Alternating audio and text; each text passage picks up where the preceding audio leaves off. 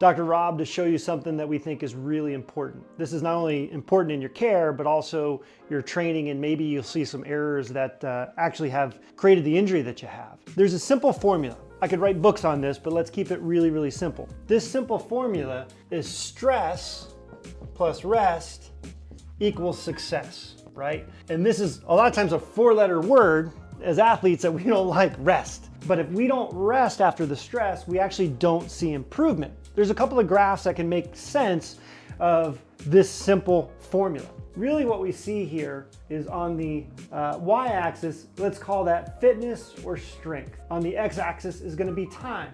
At this moment, you're right here at this level of fitness at 0 time. When you do a workout or you do any sort of stressful activity to the body, you are actually less fit than you were when you started. Think about if you ran a marathon today and then you had to go do one tomorrow, you wouldn't run it nearly as fast. So you're actually not better after a workout, you're actually diminished. With adequate recovery, we do something called supercompensate, and we come up above that level of fitness. And then if we put the next stressor in, we come down and we build up. And we come down and we build up. And that is how we see growth in strength and or endurance or whatever you're looking to do. That is healthy and good. We see a couple of mistakes. Number one is we're gonna be in the same zone and we stress the tissue and we just said rest is so important. Well, if rest is so important, I'm gonna rest for 5, 6, 7 days, right? And maybe I super compensated, but in that time period, I'm starting to decondition. So the next time we stress it, we're actually less fit than what we were.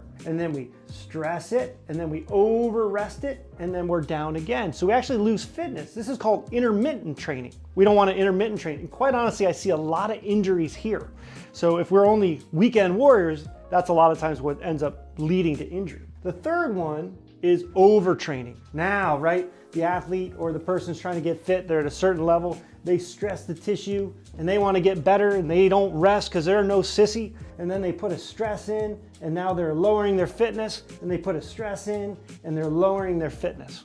So by working harder, if you're training a lot, you're seeing diminishing returns, you're usually falling into this category. We see a lot of burnout here, eventually turns into an injury, but that is not respecting the rest part of it. It's really common that we see the combo, right? We see somebody overtraining, right? They're burning out, they just need a break. Then they take a 4 or 5 day break, they actually decondition, they try to come back to their sport, and maybe they end up injured, but they're cycling between the two. If we don't have respect for the stress plus rest, we don't lead to what we're looking for, which is improved fitness, improved capacity to do work. That's our simple stress plus rest. In clinic, that's what we do.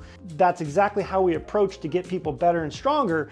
And this is also what keeps you out of clinic, by respecting how to properly periodize your training.